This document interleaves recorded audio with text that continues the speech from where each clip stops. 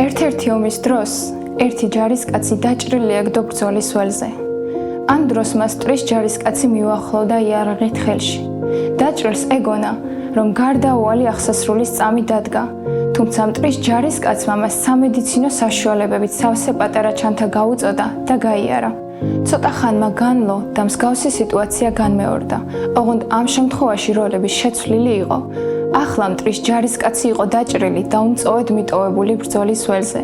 ჯარისკაცმა კი, რომელიც სიკვდილს სწორედ მტრის გულმოწყალებით გადაურჩა, თავადაც ასეთივე მობიერება გამოიჩინა და დაჭრილს სამედიცინო საშუალებები დაუტოვა.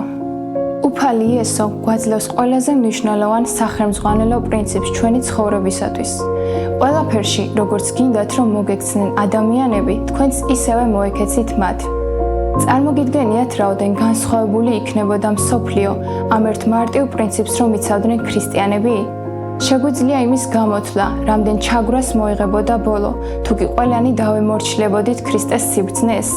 ნეტავ შეგვეძლოს, რომ სხვების მიმართაც ისეთივე თანაგრძნობასა და მოწყალებას ვიჩენდეთ, როგორის მიღებაც თავად გვინდა. როცა სხვა ადამიანებს კეთილმისაცემელს ვაძლევთ, ამით ავირეკლავთ ჩვენი ზეციერი მამის გულს, რომელიც სიკეთეს უკეთებს მათ, ვინც სთხოვს.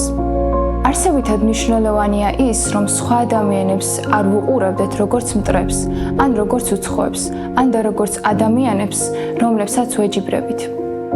ნაცვლად ამისა, უნდა ვხედავდეთ იმას, თუ როგორ სჭირდებათ მათ მოწყალება და სიკეთე, სწორედ ისევე, როგორც ჩვენ.